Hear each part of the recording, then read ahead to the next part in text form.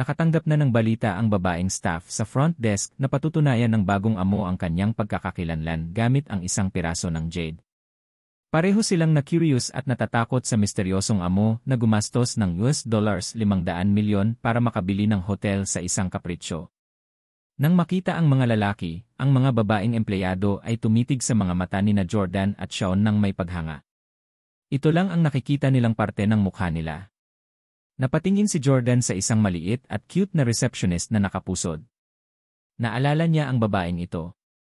2 taon na ang nakalipas, pumunta siya rito para maghatid ng takeout at binati ang front desk. Sa pagkakataong iyon, nakatitig pa rin ang dalaga kay Jordan na nagpapahiya sa kanya. Naisip ni Jordan na napaka-charming niya kaya hindi na iwasang titigan siya ng magandang receptionist na ito. Sa pag-isip, maaaring napansin niya na ang mga mata nito ay masyadong katulad ng bago nilang amo. Sa sandaling ito, isang lalaking nakasweet na mukhang manager ang lumapit. "Greetings, CEO Steele. Ako ang manager dito. You can just call me Robbie. If you need anything, please let me know." Napayuko si Robbie, puno ng pagtataka ang ekspresyon nito. Itinabi ni Jordan ang kanyang jade pendant at tumango. "Sige, dalhin mo ako sa room 1111. Malinaw na naalala ni Jordan na nag-book si Tyler ng room 1111. Isa itong premium na kwarto. Nagmamadaling dinala ni Robbie sina Jordan at Sean sa elevator at umakyat sa room 1111. Habang binubuksan ni Robbie ang pinto sa 1111 gamit ang kanyang master key, biglang umalingaw ang boses ng receptionist mula sa kanyang walkie-talkie. "Mr. Robbie, ang kwartong gustong makita ni CEO Steele ay nabook na ng isang kliyente." "Okay, I got it," sagot ni Robbie. Nagsumbong si Robbie kay Jordan. "CEO Steele, ang kwartong ito ay na-reserve ng isang kliyente. Malamang ay darating siya dito. Hindi ito ang pinakamagandang kwarto sa aming hotel. Ang pinakamahal na mga suite ay nasa itaas. Kung gusto mong magpahinga, bakit hindi tayo pumunta sa isa sa mga yon?" Naiinip na sabi ni Sean, "Cut the crap. Kung gusto nating manatili sa mga yon, bakit natin hihilingin na pumunta rito?" Walang lakas ng loob na pabulaanan si Robbie. Nagmamadali niyang sinabi, "Kung gayon, kukunin ko ang front desk para tawagan ang kliyente at bibigyan siya ng refund. Bibigyan din namin siya ng isa pang silid." "Huwag." Pinigilan siya ni Jordan. "Huwag mong i-refund ang order niya. Hayaan mo siyang manatili sa kwartong ito. Huwag kang makialam sa bagay na ito. Magkunwaring hindi mo alam, intindihin mo." Hindi na naglakas loob si Robbie na usisain pa. "CEO Steele. Wala akong sasabihin." Kinawayan ni Jordan ang kanyang kamay bilang senyales na umalis na si Robbie. Pagkaalis ni Robbie, tanging sina Jordan at Sean na lang ang natira sa buong koridor. Nabuksan na ang pinto at pumasok na si Sean sa loob ng kwarto. Paglingon niya ay nakita niyang nakatayo pa rin sa labas si Jordan. "Bakit nakatayo ka pa sa labas? Bakit hindi ka pumasok?" tanong ni Sean. Isang mapait na ngiti lang ang ibinigay ni Jordan. Naalala niya ang eksena 2 taon na ang nakakaraan nang gusto niyang sumugod sa silid na ito para saktan si Tyler, ngunit nauwi sa pagsaway ni Hailey. Noong panahong iyon, sinabi ni Hailey kay Jordan, "Jordan, tingnan mo kung gaano kakahirap. Ang lakas ng loob mong pumasok sa isang 5-star hotel room." Hindi napigilan ni Jordan ang pagtawa nang maalala ang mga sinabi nito. "Hehe, Hailey, alam mo bang nakabili na ako nitong 5-star hotel nung sinabi mo? Ako ang boss dito. Pero sinabi mo talaga na hindi ako karapat-dapat na pumasok." Pigil ang hininga, tuluyang nakapasok si Jordan sa room 1111 nitong distinguished 5-star hotel. Tumingin siya sa paligid. Medyo maluwag ang mamahaling kwartong ito. Sina Jordan at Sean ay may sapat na mga lugar upang itago. Walang ginalaw si Sean sa kwarto, natatakot na baka may mapansin si Tyler sa pagpasok niya mamaya. "Jordan, paano mo gustong haharapin ko si Tyler mamaya?" Sumagot si Jordan, "Magaling ka sa mind control. Bukod pa rito, mayroon kang ilang mga gamot sa'yo. Patumbahin mo lang siya saglit at ipaisip sa kanya na natulog siya kay Hailey." Tumango si Sean. "Hehe, actually, mas gusto mo pang patayin si Tyler ngayon, di ba?" Hindi nagkomento si Jordan. Naiintindihan naman talaga ni Sean si Jordan. "Tama yan. Kung wala siyang pakialam sa mga kahihinatnan, hindi na kailangang gawin ni Jordan ang mga bagay sa ganoong komplikadong paraan. Papasok sa kwartong ito ng maaga, binibigyang gamot si Tyler, at naimpluwensyahan ang kanyang mga alaala. Sa kakayahan ni Jordan, ang pagpatay kay Tyler ay kasing dali ng pagtapak ng langgam. Gayunpaman, hindi niya magawa iyon. Dahil nangyari na ang dapat mangyari. Hindi na mababago ang nangyari na. Ang kapalaran ni Tyler ay makastrated ni Jordan sa hinaharap. Hindi siya maaaring mamatay ngayon. Kung pinatay ni Jordan si Tyler ngayon, gagawa siya ng parallel universe. Hindi ito makakatulong na iligtas si Victoria. Singhat singhat singhat. Biglang suminghot ng malakas si Jordan dahil may nakita siyang napakapamilyar na halimuyak. Ang aphrodisiacal na amoy na yon. Tumingin si Jordan kay Shaun at nakita niyang naglalabas na siya ng bango. Nagmura si Jordan. Shaun, anong ginagawa mo? Bakit mo inispray itong aphrodisiacal scent? Masyadong pamilyar si Jordan sa amoy na ito. Napuno nito ang espesyal na silid sa Switzerland. Ito rin ang may kasalanan sa relasyon ni Jordan at Lota. Kapag naamoy ng mga ordinaryong tao ang halimuyak na ito, hindi nila makokontrol ang kanilang sarili, anuman ang kasarian. Napangiti si Shaun. Sinisikap ko lang nabuhayin ang mga bagay para sa iyo. Biglang naalala ni Jordan ang recording ng Tyler at Hailey. No wonder naging open-minded ang isang inosenteng babae na tulad ni Hailey. Nag-spray kasi si Shaun ng scent na ito. Sa 1-0 narinig ni Jordan at Shaun ang pagbukas ng pinto at nagmamadaling nagtago. Pumasok ang isang pamilyar na figura. Si Tyler iyon. Mukhang excited si Tyler. Pagkapasok niya ay bumuga siya ng hangin. Yo, ang bango ng kwartong ito. Not bad. I like this fragrance. Haha. Naglakad si Tyler sa gitna ng kwarto at nag-push up at nag-squat. Bulong niya sa sarili. Hehe, Hailey, ang tagal na kitang hinahabol. Sa wakas masusupil na kita. Ang numero 1 dilag sa Orlando ay nagpakasal sa isang walang kwentang delivery man. Sayang ang basura. Hindi karapat-dapat ang basurang iyon na magkaroon ng asawang tulad mo. Kinuha ni Tyler ang phone at may tinawagan. Hello Lenny, kilala mo ba kung sino ang namamahala sa Uber Eats sa Orlando? Naku, gusto ko sanang itanong kung pwede ba akong mag-order ng takeout na ihahatid ng isang partikular na delivery man. Pero ayokong malaman niya na specially akong nag-request sa kanya. Hayaan mo siyang isipin na random assignment iyon. Matutulungan mo ba talaga akong mag-settle? Sige, ipaubaya ko na sa'yo. Ang gusto kong delivery man ay si Jordan Steele mula sa Uber Eats. Gulat na gulat sina Jordan at Shaun na nagtatago sa closet ng hotel room. It turned out na hindi nagkataon lang na magde-deliver ng takeout mamaya si Jordan. Sinadya itong ayusin ni Tyler. Nagulat na sabi ni Shaun, talagang nililigawan ni Tyler si kamatayan. Sinadya niyang maghatid ng takeout para makita mo sa sarili mong mga mata na nakitulog sa kanya ang asawa mo. Hindi siya mapupunta sa ganitong kahabag-habag na kalagayan sa hinaharap kung hindi niya ginawa iyon. Umasa si Tyler sa kanyang katayuan bilang isang mayamang tagapagmana ng ikalawang henerasyon upang tingnan ang Jordan. Hindi niya alam na ito na pala ang magiging turning point ng kanyang buhay. Galit din si Jordan. Masyadong mayabang si Tyler. Sa totoo lang, kakaiba na ang nakita niya nang matanggap niya ang order na ito 2 taon na ang nakakaraan. Ito ay dahil kakaunti ang mga bisitang nanatili sa mga 5-star na hotel na mag-o-order ng takeout. Hindi ba't ang isang 5-star hotel ay mayroong lahat ng uri ng masasarap na pagkain? Sa wakas ay napagtanto niya ngayon na sadyang inayos ito ni Tyler. Gayunpaman, makalipas ang 2 taon, nagpapasalamat si Jordan kay Tyler sa paggawa nito. Kung hindi ginawa iyon ni Tyler, hindi malalaman ni Jordan ang tungkol kay Hailey ngayon.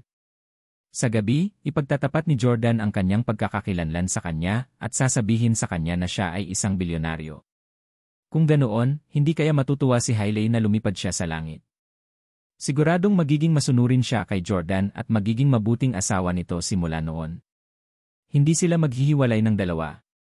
Kung ganoon niya, kahit na makilala niya si Victoria bukas at maakit sa kanyang aura bilang isang babaeng CEO, hindi magkasama sina Jordan at Victoria.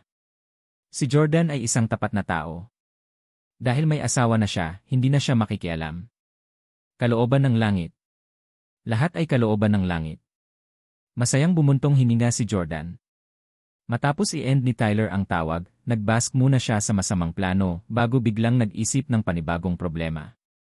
Hindi sapat na tukuyin lang ang asawa ni Hailey para ihatid ang takeout ko. Isa itong 5-star hotel. Hindi papayagan ng hotel na pumunta sa mga kwarto ang mga delivery men. Kung hindi dumating ang asawa ni Hailey, hindi niya tayo makikita.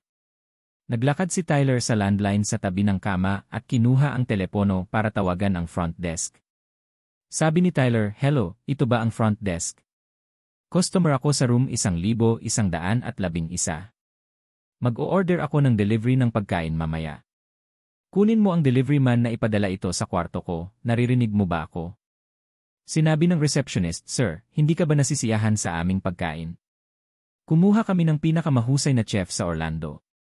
Naiinip na sabi ni Tyler, "Gusto kong kumain ng street food. Ayokong kumain ng mga high-end dish mo. Meron ka ba sa hotel mo?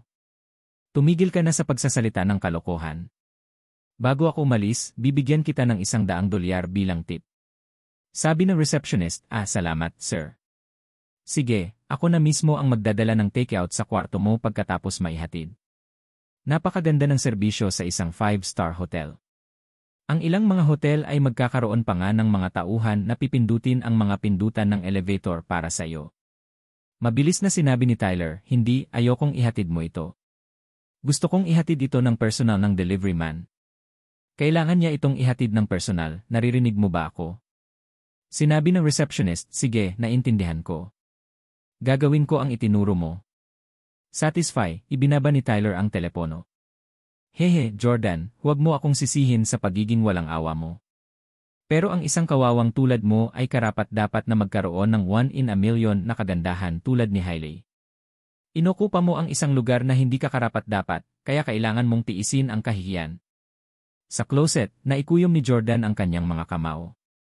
Nais niyang magmadaling lumabas ng aparador at bugbugin si Tyler hanggang mamatay. Mabilis na payo ni Sean. "Jordan, huminahon ka. Anyway, kakastrat mo siya sa hinaharap. Hayaan mo siyang maging suplada pa. Hindi magtatagal bago siya makastrated." Pakiramdam pa rin ni Jordan ay hindi sapat para ilabas ang kanyang galit. Gusto niyang maparusahan kaagad si Tyler. Tinanong ni Jordan, "Pwede ko bang patayin muna siya bago siya buhayin?" Hindi nakaimik si Sean. Ang mga kasanayang medikal ng 8 dakilang pamilya ay napakatalino. Talagang may kakayahan silang buhayin ang isang tao. Sabi ni Sean, "Bakit hindi natin siya bugbugin hanggang sa siya ay kalahating baldado? Mayroon akong gamot na mabilis magpagaling ng katawan. Mabilis siyang gumaling." Tumango si Jordan. Maya-maya, tinawagan ni Tyler si Hailey at hinikayat na pumunta sa hotel. 11 beses, dumating na rin si Hailey. Knock knock. Kumatok si Hailey sa pinto. Mabilis na pumunta si Tyler para buksan ang pinto. Nang makita niya si Hailey na nakasuot ng seksing itim na damit, lumundag ang puso niya sa pagnanasa at emosyon. Niyakap ni Tyler si Hailey nang makapasok siya sa kwarto. "Babe, sa wakas nandito ka na. Namiss kita ng sobra." Naimpluwensyahan ng amoy sa kwarto, hindi na napigilan ni Tyler nang makita si Hailey. Agad kumala si Hailey sa pagkakayakap ni Tyler. "Tyler, huwag kang ganyan. Tignan mo muna ang business contract at ang proposal. Ang negosyo ng pamilya natin ay unti-unting lumalago nitong mga nakaraang taon. Kung mamumuhunan ka sa mga proyekto sa amin, ginagarantiyahan namin nakikita ka." Kinuha ni Hailey ang kontrata sa bag niya at ipinakita kay Tyler. Kinuha ni Tyler ang kontrata at inihagis sa likod niya. "Hailey, wala akong pakialam kung kikita ako o hindi. Basta't makuha kita, handa akong bayaran." Medyo nahiya si Hailey. Bigla niyang na-detect ang aphrodisiacal scent sa kwarto at naramdaman niyang may mali. "Tyler, anong inispray mo sa kwarto? Bakit may naaamoy akong kakaiba? Ikaw ba?" Medyo na-guilty si Tyler dahil ramdam din niya na hindi ordinaryong halimuyak ang amoy na ito. Matapos malanghap ito sa loob ng mahabang panahon, ito ay magiging sanhi ng pag-ibig. "Isinusumpa ko na ang halimuyak na ito ay narito na noong dumating ako. Talagang hindi ko ito ginawa." Siyempre hindi siya pinaniwalaan ni Hailey. Gayunpaman, dahil nandito na siya, wala siyang masyadong pakialam kung maglalaro man si Tyler. Sabi ni Hailey, "Inom muna tayo." "Ako?" Medyo kinakabahan ako. Napangiti si Tyler.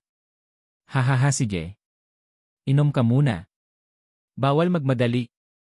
Binuksan ni Tyler ang isang bot ng red wine na nagkakahalaga ng $500 sa silid ng hotel at nagsali ng 2 baso. Kumalabit. Pumihit sila ng baso at uminom ng tig-1 baso ng alak. Ngumiti ulit si Tyler. Damn, Hailey, hindi masama ang iyong alcohol tolerance. Halika, gumawa tayo ng isa pang toast. Mabilis na nagsalin si Tyler ng isa pang baso para sa kanya. Nagkunwaring nahihiya si Hailey.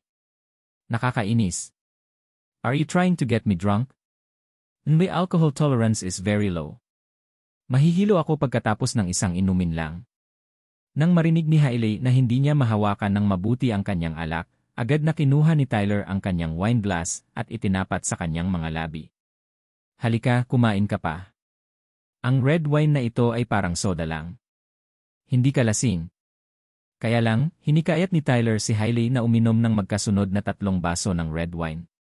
Uminom din siya ng 4 na baso sa kanyang sarili. Matapos uminom ng 3 baso ng red wine ay namula ang mukha ni Hailey at medyo nahihilo. Naimpluwensyahan ng aphrodisiacal scent at alcohol ni Sean, namula ang mga mukha ni Hailey at Tyler habang nakangiti silang nakatingin sa isa't isa. Lumapit si Tyler at hinawakan ang kanyang makatarungang kamay. Magiliw niyang sinabi, Hailey, napakaganda mo. Ikaw ang pinakamagandang babae na nakita ko sa buong buhay ko. Nahihiyang umiti si Hailey at hinila ang kamay niya. Maliligo na ako. CJ. Hihintayin kita, baby. Natuwa si Tyler. Alam niyang paglabas ni Hailey sa washroom, oras na para makuha niya ito. Pitter-patter.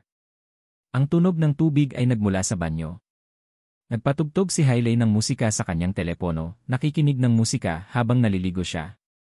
Kinuha ni Tyler ang isang susi ng kotse ng Yeri mula sa kanyang bulsa. Inilagay ito ni Tyler sa bedside table kasama ang kanyang telepono.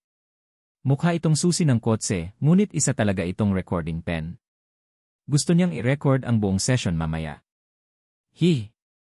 Ngumiti ng masama si Tyler. Biglang may lumipad na pusa sa mata niya. Sa sumunod na segundo, naramdaman ni Tyler na blangko ang kanyang isip. Namilog ang mga mata niya at bumagsak siya sa lupa. Lumabas mula sa closet sina Jordan at Sean. Binuhat ni Sean si Tyler at sinabing, Jordan, bigyan mo siya ng ilang suntok para mailabas ang galit mo, pero huwag mo siyang patayin. Kung hindi, kailangan nating operahan para mailigtas siya. Wala tayong kagamitan at mga doktor. Sinuntok ni Jordan si Tyler ng 2 beses sa tiyan, dahilan para sumuka ito ng dugo. Sa pagtingin sa kahabag-habag na hitsura ni Tyler at ang tunog ng kanyang mga buto na halos mabali, si Jordan ay nagbigay ng isang malaking buntong hininga. 2 taon na ang nakalipas, noong una kitang nakilala, hindi kita kayang talunin. Ngayon, sa wakas na ilabas ko na ang galit ko. Nang makitang hindi nagalit si Jordan, pinainom ni Sean si Tyler ng gamot para gumaling ito. Pagkatapos noon, nagsimulang impluwensyahan ni Sean ang kanyang isip, naglagay ng mga maling alaala para isipin niya na natulog siya kay Hailey. Matapos gawin ito, inihagis ni Sean si Tyler sa ilalim ng kama. Mahigit 0 minuto ang lumipas at lalabas na si Hailey sa washroom. Sinabi ni Jordan kay Sean, sige, wala ka nang ibang gagawin dito. Pwede ka nang umalis. Mukhang nag-atubili si Sean. No, let me stay. Promise hindi ako sisilip. Sinamaan ng tingin ni Jordan si Sean. Tumawa si Sean. Sige, alam kong nahihiya ka. Pupunta ako sa katabing kwarto at hahanap ako ng babaeng makakasama ko. Mabilis na lumabas ng kwarto si Sean. Pagkaalis ni Sean, sinara ni Jordan ang mga kurtina at pinatay ang lahat ng ilaw. Madilim ang buong kwarto at walang nakikita. Hindi nagtagal, lumabas ng washroom si Hailey. Dahil hindi siya naghugas ng buhok, hindi rin nagtagal. Pagkalabas, napagtanto niya na ang silid ay naging sobrang dilim. Wala siyang balak na buksan ang mga ilaw. Siya ay isang mahiyain na babae sa simula. Ang pagpapatay ng mga ilaw na ganito ang gusto niya. Nakita niya ang isang lalaki na nakatayo sa harap ng kama. Akala niya ay si Tyler iyon, ngunit sa totoo lang, si Jordan iyon. Ito ay Jordan mula 2022. Nakangiting naglakad si Hailey at malumanay na sinabi, Tyler, handa na ako. Dahil doon, nahihiyang tumayo roon si Hailey, naghihintay na sugurin siya ni Tyler na parang gutom na lobo. Smack! Ang naghihintay sa kanya ay hindi isang pagkilos ng pag-ibig, ngunit isang malakas na sampal. Sa dilim, sinumpa ni Jordan si Hailey sa pamamagitan ng voice alteration device. EGA. Tinakpan ni Hailey ang mukha niya sa pagkataranta. Tyler, anong ibig mong sabihin dito? Nagsisisi ka ba? Ayaw mo na bang mag-invest sa pamilya natin? Kung hindi ka pumayag mag-invest, alis na ako. I never even liked you in the first place. Pumayag lang akong lumabas kasama ka dahil sa puhunan. Naawa talaga ako sa asawa ko. Kung alam kong napakalikot mo, hindi na ako sumama. Galit na galit si Hailey. Akala niya ay biglang nagbago ang isip ni Tyler at aalis na siya. Medyo naaliw si Jordan sa kanyang mga kilos. At least, this moment proved na niloko siya ni Hailey dahil lang sa pera. Hinawakan ni Jordan ang kanyang pulso at sinabing, naapektuhan ka na ng aking espesyal na halimuyak. Kaya mo bang umalis? Dahil nandito ka na, bakit hindi mo ako maging babae? Napailing si Hailey kay Jordan. Hindi pwede. Kung hindi ka pumayag na mag-invest, hindi ako papayag na matulog sa'yo. Ako. Tatawagan ko ang asawa ko ngayon at yayain siyang umuwi. Matutulog ako sa kanya. Bahagyang nagulat si Jordan sa kanyang desisyon. Pinapaalalahanan ka ng nanay mo na huwag kang makitulog sa walang kwentang asawang iyon, tama ba? Sasalungat ka ba sa gusto niya? Matigas na sabi ni Hailey, so be it my husband and my marriage was personally arranged ilay my grandfather. Hanggat nabubuhay ang lola ko, walang maglalakas loob na baguhin ito. Kung mabubuhay pa ang lola ko ng 10 years, sa tingin mo ba hindi na ako makitulog sa asawa ko for another 10 years? No way. Nang marinig ang totoong iniisip ni Hailey, sa wakas ay naaliw si Jordan. Hinila siya pabalik ni Jordan at sinabing, sige, mamumuhunan ako. Binuksan ni Jordan ang UV recording pen at sinimulan ang pagre-record. Makalipas ang 1 oras. Lumabas ng kwarto si Jordan. Si Hailey at Tyler ay parehong natutulog sa kama. Hindi nagtagal, halos magkasabay na nagising ang dalawa. Napatingin si Tyler kay Hailey sa tabi niya. Bumungad sa ibabaw ang mga alaalang itinanim ni Shawn sa kanyang isipan. Napaisip siya na nakuha na niya talaga si Hailey. Si Hailey naman, naisip din niyang kasama niya si Tyler nitong nakaraang oras. Nagkatinginan sila at mumiti. Hahaha, Hailey, kailan ako nakatulog? Masayang tanong ni Tyler. Sabi ni Hailey, hindi ko rin alam. May mali ba sa alak? Bigla akong nakatulog kanina. Nagmura si Tyler. Siye, nararamdaman ko rin na may mali sa alak na ito. Talagang may peking alak sa 5-star hotel na ito. Kailangan kong magreklamo mamaya. Isinuot na ni Hailey ang kanyang bathrobe. Kalimutan mo na, magtagal pa tayo ng kaunti bago umalis. Tumingin si Tyler sa oras. Pasado tanghali noon. Tanghali na. Aalis na tayo pagkatapos kumain. Tumango si Hailey. Sige, medyo gutom na rin ako. Sabi ni Tyler, paano kung mag-order ng takeout? Natigilan sandali si Hailey. Ha? Hindi ako mahilig sa takeout food, hindi masarap. Wala bang restaurant dito o room service? Ikinaway ni Tyler ang kanyang kamay. Buntong hininga, pagod na akong kumain ng mga pangkaraniwang bagay na yon. Umorder tayo ng takeout. Nang hindi na siya hinintay na sumang-ayon, kinuha ni Tyler ang kanyang telepono at nag-order. Habang ginagawa niya ito, binuksan ni Hailey ang mga kurtina at nakatingin sa labas ng bintana, iniisip si Jordan. Sa pag-iisip ng kanyang asawa na nagmahal sa kanya sa loob ng 3 taon, medyo nakonsensya si Hailey kay Jordan. Buntong hininga, Jordan, bakit gustong pahirapan tayo ng tadhana ng ganito? Bakit tayo pinagtagpo ng langit? Kami ay malinaw na hindi mula sa parehong mundo. At dahil pinagtagpo tayo ng tadhana, bakit napakahirap ng ating romantikong paglalakbay? Ang nangyari ngayon ay maaaring pagsubok para sa iyo at sa akin. Jordan, bagamat hindi ka karapat-dapat sa akin, plano kong tratuhin ka ng mabuti mula ngayon at magkaroon ng tunay na relasyong mag-asawa sa iyo. Ngayong sa wakas ay naging babae na siya, umaasa rin si Hailey na makapiling ang kanyang asawa tulad ng isang normal na mag-asawa. Sa isiping ito, napangiti si Hailey. Alam niya noon pa man ay gusto na siya ni Jordan. Kung nabalitaan ni Jordan na pumayag si Hailey na matulog sa kanya, siguradong matutuwa ito at lalo pa itong magdodot dito. Hanggat itinatago ni Hailey si Jordan sa kadiliman tungkol sa nangyari ngayon, ang kanyang buhay pagkatapos ng kanyang kasal ay magiging walang kapantay na kaligayahan. Tulad ng kanyang mabuting kapatid na si Rachel Quinn. Nang maisip niya si Rachel, unti-unting nabawasan ang guilt sa kanyang puso. Napakaraming yaong hunk si Rachel pagkatapos ng kanyang kasal. Isa lang ang mayroon ako at ito ay para sa kapakanan ng pamilya. Hindi ako nagkakamali. Si Jordan ang may kasalanan. Hindi niya ako matutulungan. Inalo ni Hailey ang sarili. Samantala, nag-order na si Tyler para sa takeout sa kanyang telepono at humiling sa isang tao na italaga si Jordan upang ipadala ito. May masamang ngiti sa labi si Tyler habang pinagmamasdan ang magandang Hailey sa kanyang bathrobe. Babe, naghanda ako ng espesyal na sorpresa para sa'yo. Kaya lang, lumipas ang 20 minuto. Knock knock. Sir, dumating na po ang takeout nyo. Jordan yon mula 2020. Nakasuot siya ng pang-takeout na uniforme habang nakatayo sa harap ng pasukan ng room 1111 ng Roxy Hotel. Hawak niya ang takeout bag sa isang kamay at ang phone niya sa kabilang kamay. Nandito siya. Ngumisi si Tyler at walang pakialam na binuksan ang pinto. Para sa karamihan ng mga nakaranasang manloloko, kung ang kasama nila sa silid ng hotel ay hindi nila asawa o asawa, bubuksan lamang nila ang pinto ng bahagya upang makatanggap ng mga paghahatid. Sapat lang para dalhin ang takeout. Hindi nila binuksan ng husto ang pinto para makita ng delivery man ang ibang tao sa loob. Kung tutuusin, makonsensya sila at ayaw nilang malaman ng iba. Gayunpaman, binuksan ni Tyler ang pinto. Kitang-kita ni Jordan na nakatayo sa labas ang loob ng silid. Kasama si Hailey.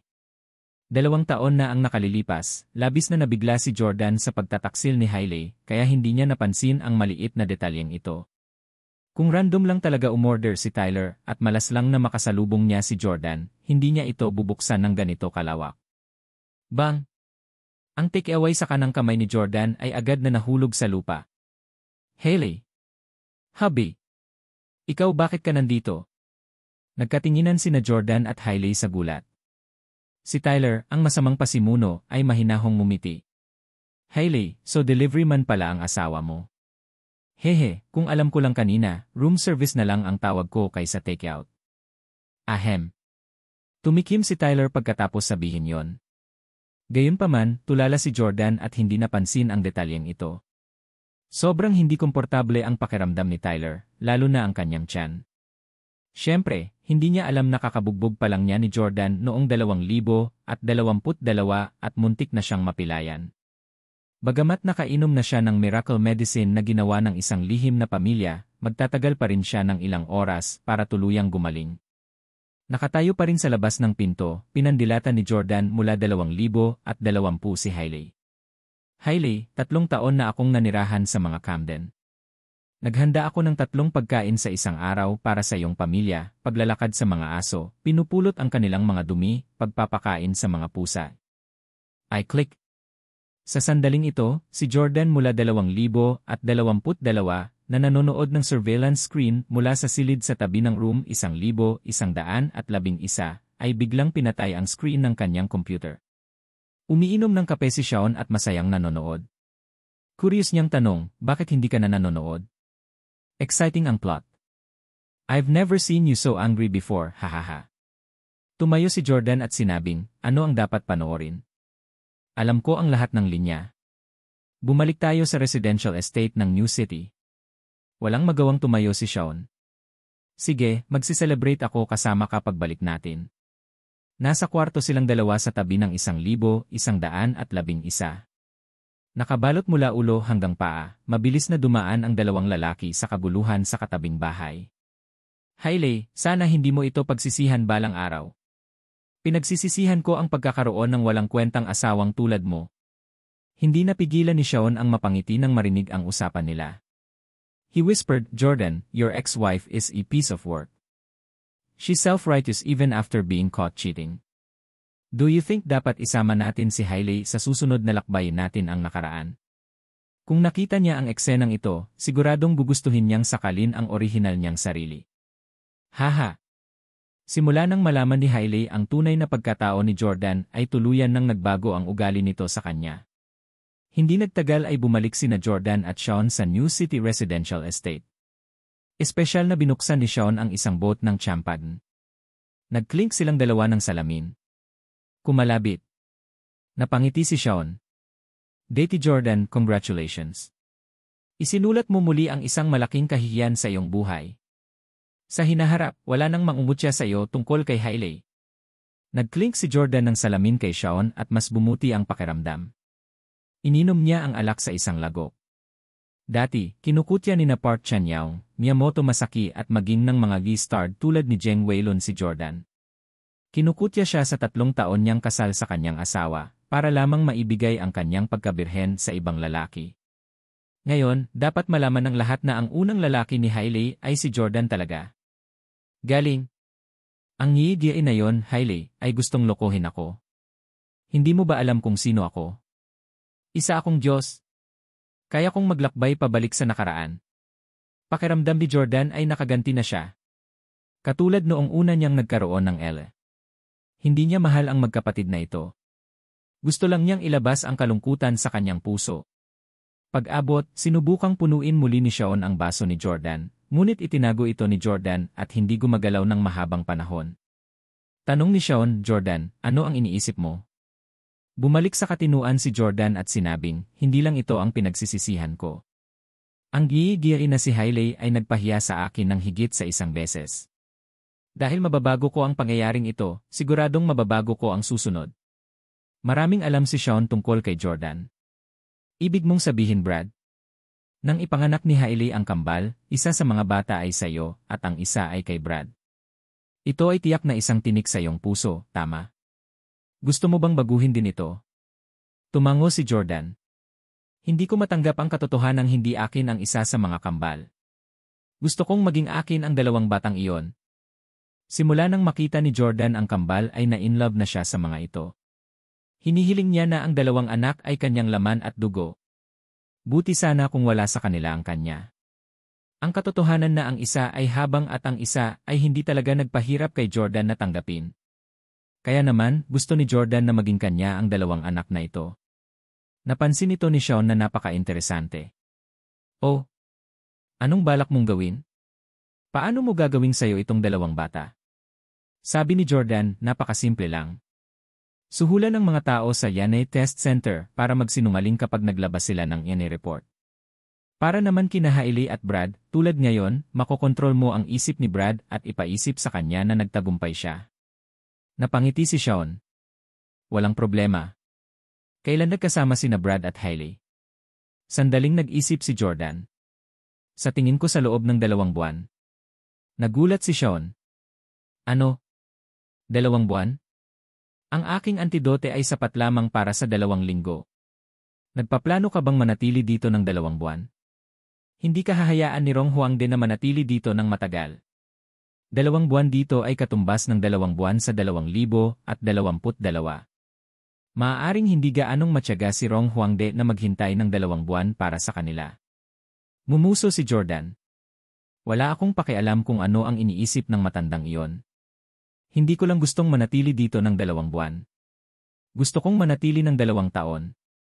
2 taon? Para saan? Tanong ni Sean. Sinabi ni Jordan, pagkatapos na maayos ang usapin ni Hailey, gusto ko pa ring baguhin ang usapin ni Victoria. Sa pagkakataong ito, hindi ko hahayaang magtagumpay ang iyong asawa. Hindi ko hahayaang magtagumpay ang 18 anyos na batang iyon. Sa halip na magtanim ng ideya kay Victoria, mas mabuting lutasin ang problemang ito mula sa ugat. Alam ni Sean na dahil binago na ni Jordan ang katotohanang may affair si Hailey, siguradong gusto na rin niyang baguhin ang usapin ni Victoria. At ang insidenteng iyon ay nangyari lamang makalipas ang 1 taon at kalahati. Sinabi ni Jordan, hindi na kailangang manatili dito ng matagal. Maaari tayong bumalik muna at makipag-ayos kay Rong Huangde upang magtakda ng isa pang paglalakbay pabalik sa petsa kung kailan na aksidente si Victoria. Tumango si Sean. Datey Jordan. Susuportahan kita kahit anong gawin mo. Gayunpaman, dahil plano mong manatili ng matagal at alam mong 2 linggo lang ang antidote ko. Hindi ito masyadong ligtas. Pwede ba? Naintindihan naman ni Jordan ang gusto ni Sean. Humigop siya ng alak at sinabing, gusto mo tulungan kitang bumuo ng antidote, tama? Sa ganitong paraan, hindi ka makokontrol ni Rong Huangde. Agad na pinuna ni Sean ang baso ni Jordan at nakangiting sinabing, si Rong Huangde ay Chinese. Mas gugustuhin kong kontrolin ako ng kapwa Amerikano kaysa dayuhan. At saka, kung tutulungan mo akong bumuo ng antidote, matutulungan kita ng walang pag-aalinlangan, tama? Bago dumating, nakabuo na ng alyansa sina Jordan at Sean. Dahil si Jordan ay walang mga diskarte sa pagmamanipula ni Sean, malaki ang maitutulong ni Sean sa kanya. Tumango si Jordan. Sige, ipinapangako ko sa'yo. Gayunpaman, hindi ko makukumpleto ng mag-isa ang pagbuo ng antidote. Kailangan mong humanap ng top-notch na medical team mula sa isang lihim na pamilya. Napangiti si Sean. Madali lang yan. Tatawagin ko ang mga subordinates ko. Anyway, hindi nila matukoy ang pagkakaiba ng ako from 2,020 and the me from 2,022. Halika, tagay. Nais kong tagumpay ka. Kinabukasan. Hindi na naniktik si Jordan kay Hailey. Wala na siyang pakialam sa babaeng yon. Sa ngayon, isa lang ang nasa isip ni Jordan, si Victoria. Naalala niya na wala pa ring malay si Victoria sa hospital bed. Naalala niya ang nakalipas na buwan ng araw-araw siyang nananatili sa tabi nito, nakikipag-usap sa kanya. Ang pag-iisip lamang ay nagpalungkot at nagpabigat sa puso ni Jordan. Victoria, miss na kita, makikita na rin kita ngayon, sa wakas maririnig ko na ulit ang boses mo. Basang-basa na ang mga mata ni Jordan. Sa nakalipas na buwan, tanging boses ni Victoria ang narinig niya sa kanyang panaginip. Craig. Si Sean, na lumabas ng madaling araw, ay bumalik sa sandaling ito kasama ang isang malaking grupo ng mga nasa katanghaliang gulang na mga lalaki na nakasuot ng puting Amerikana. Si Sean ay nasa mataas na espiritu at mukhang napakasaya. Sinabi niya kay Jordan, Diyos Jordan, dinala ko ang lahat ng aking nangungunang mga doktor. Lumingon si Sean sa grupo ng mga nasa katanghaliang gulang na mga doktor. Batiin ang Diyos. Pagbati, Deity Jordan. Lahat ay magalang na yumuko kay Jordan, ang kanilang mga mata ay puno ng pagkamangha. Ngumiti si Sean at naglakad pasulong. Jordan, ang laso ni Rong Huangde ay napakahirap gamutin. Walang oras na mawawala. Bakit hindi mo simulan ang paggawa ng antidote ngayon? Tumingin si Jordan sa kanila at sinabing, gusto ko muna kayong lahat na pabor sa akin. Pakisabi sa amin, Deity Jordan. Tinanong ni Jordan, maaari mo ba akong itago bilang isang matanda? Matanda? Anong balak mong gawin? Curious na tanong ni Sean. Sagot ni Jordan, ngayon ang unang pagkakataon na magkita kami ni Victoria. Gusto kong makaharap muli si Victoria pagkatapos niyang dumalo sa paiging ng kaarawan ng lola ni Hailey. Napatingin si Sean sa magiliw na ekspresyon ni Jordan at mumiti. He, understand. In the past month or so, nandito ka sa tabi ng kama ni Victoria, binabantayan siya. Siguradong sabik na sabik kang makitang buhay si Victoria at sumipa ngayon, di ba? Walang problema. Ang pagbabalat kayo ay larong pambata sa aking mga nasasakupan. Inutusan ni Sean ang kanyang medical team na bigyan ng simpleng disguise si Jordan. Ito ay ginawa sa mabilis na pagkakasunod-sunod na may makeup. Pinatanda nila ang mga nakalantad na bahagi ng Jordan, ang balat sa mukha, kamay at braso. Ang iba naman sa kanya, ang kanyang katawan, hita at iba pang parte ay natatabunan ng mga damit at walang makakakita sa kanila.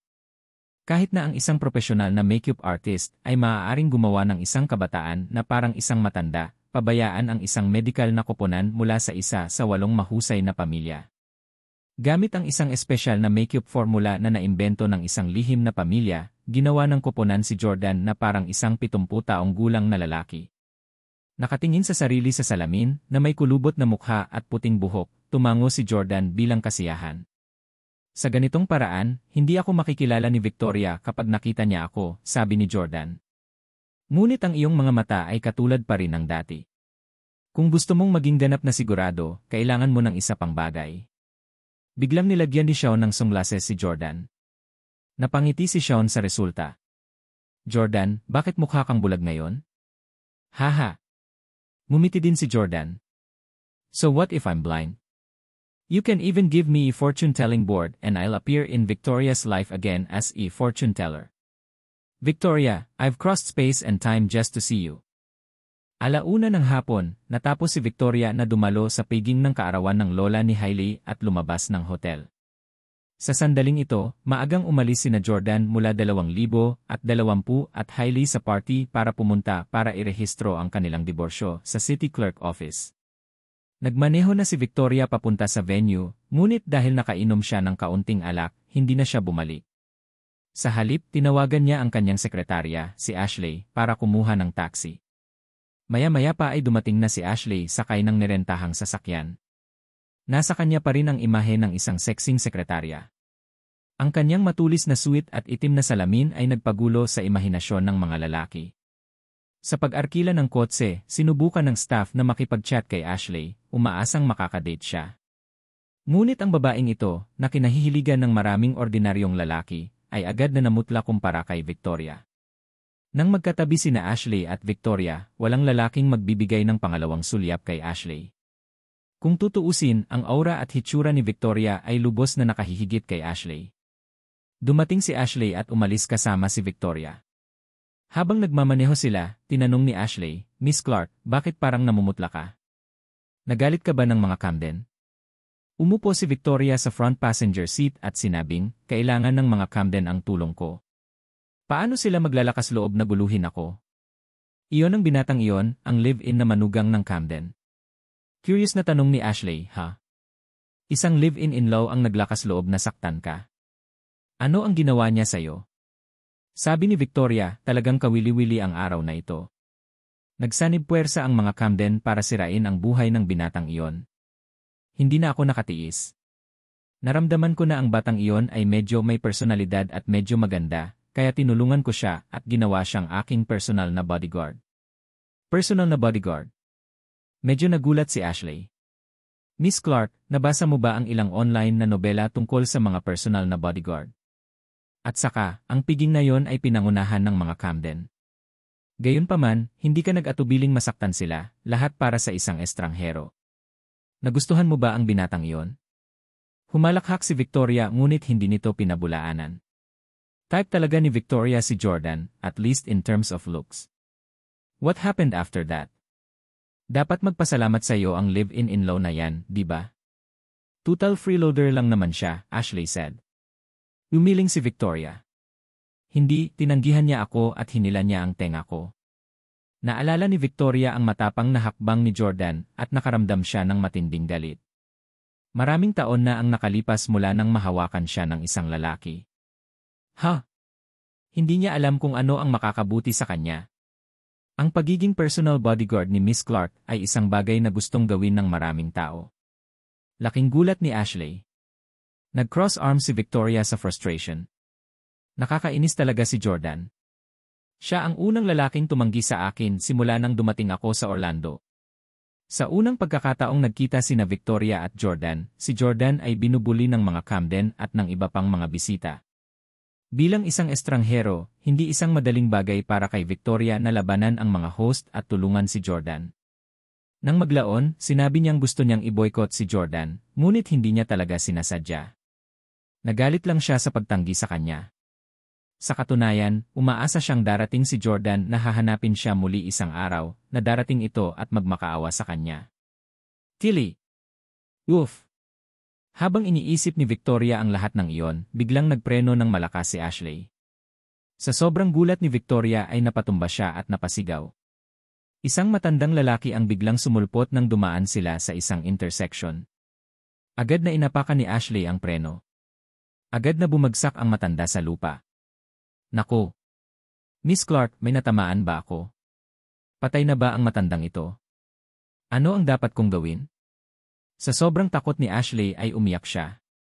Isa lamang siyang mababang sekretarya na may buwanang sweldo na $2,000 lamang. Kung talagang pumatay siya ng isang tao, ito ay magiging napakahirap. Si Victoria ay mas mature at makatuwiran. Kapag nahaharap sa ganoong sitwasyon, hindi siya nataranta. Mabilis niyang binuksan ang pinto ng sasakyan. Pumunta ka at tingnan mo. Nagmamadaling lumabas ng sasakyan ang dalawa para tingnan ang matandang nabangga. Nakasuot ng sunglas ang matanda at nakahandusay sa lupa. Walang dugo sa lupa o sa kanyang katawan. Sa hindi kalayuan sa lupa ay may isang kahoy na karatula na may nakasulat na mga serbisyo sa paghula. Ang matandang ito ay si Jordan mula 2022. Alam niyang tiyak na dadaan si Victoria sa kalsadang ito pabalik mula sa hotel kung saan gaganapin ang birthday banquet ng mga Camden. Kaya naman, kanina pa niya hinihintay si Victoria sa intersection na ito. Sir, kamusta na po? Nasugatan po ba kayo? Nag-aalalang naglakad si Victoria at hinawakan ang braso ni Jordan. Sir, okay ka lang ba? Please be fine. Lumapit din si Ashley na mukhang kinakabahan. Napatingin si Jordan kay Victoria. Sa pamamagitan ng mga lente ng kanyang salaming pang-araw, medyo malabo si Victoria at lalo siyang naging maganda. Victoria. Pakiramdam ni Jordan ay nanaginip siya. Sa nakalipas na buwan o higit pa, araw at gabi siyang naghihintay sa tabi ni Victoria. Kahit sa panaginip niya, sana ay marinig niya itong magsalita. Ngayon, sa wakas ay narinig na naman niya ang kaaya-ayang boses ni Victoria. Sir, okay lang po ba kayo? Hulaan ni Victoria na siya ay isang bulag na manghuhula, ngunit hindi niya maintindihan kung bakit patuloy itong nakatitig sa kanya pagkatapos bumangon. Hindi man siya bulag, hindi dapat ganoon ang titig ng isang matanda sa kanya. Natatakot na tanong ni Ashley, naapektuhan ba ng banggaan ang utak niya? Ngayon lang ako nakarinig ng kalabog. Natamaan ko yata siya. Nabanggaan ng kotse ang binti ni Jordan, ngunit isa siyang superhuman na naturukan ng Miraculous Serum. Sa bilis ni Ashley na hindi hihigit sa 40 milya bawat oras, siya ay ganap na maayos. Agad na sinabi ni Victoria, Sir, huwag kang matakot. Ipapadala ka namin sa ospital ngayon. Huwag kang mag-alala, babayaran namin ang iyong mga medikal na bayad at bibigyan ka ng kompensasyon. Pagkatapos ng lahat, si Victoria ay isang napakaresponsable at mabait na babae. Bagamat ang sekretarya niya ang nagmamaneho, binalak na niyang pasanin ang lahat ng kabayaran. Nang marinig muli ang matamis na boses ni Victoria, naramdaman ni Jordan na para siyang isang disyerto na sa wakas ay inulan. Nais niyang yakapin siya ng mahigpit at sabihin sa kanya kung gaano niya ito na-miss. Matapos i-compose ang sarili, nagsalita si Jordan. Okay lang ako. Pinoproseso ng espesyal na device ni Sean ang boses ni Jordan. Binago ni Jordan ang device para maingat itong maipit sa kanyang kwelyo. Tungkol naman sa binagong boses ni Jordan, hindi niya pinili ang boses ng isang matanda. Sa halip, pinili niya ang boses ng ama ni Victoria, si Norman. Natigilan si Victoria nang marinig ang pagbabago ng boses ni Jordan. Ang boses ng matandang ito ay katulad ng boses ng aking ama. Kahit na ang kanyang ama ay nawala sa loob ng maraming taon, naalala pa rin ni Victoria ang kanyang mainit at mapagmahal na boses habang hawak siya nito at hinihimok siyang matulog. Pakiramdam niya ay napakahawig ng boses ng matandang manghuhula na ito sa kanyang namatay na ama. Ito ay malalim at masigla. Sa kanyang paghanga at paggalang sa kanyang ama, noong siya ay 17 o 18 taong gulang, si Victoria ay laging naghahanap ng mga lalaking may ganoong boses. Nakita niya ang gayong mga lalaki na lubhang kaakit-akit. Agad namang nagkaroon ng magandang impresyon si Victoria sa matandang ito. Sir, sa tingin namin ngayon lang kami natamaan ng paa mo. Tingnan ko. Nasugatan ka ba?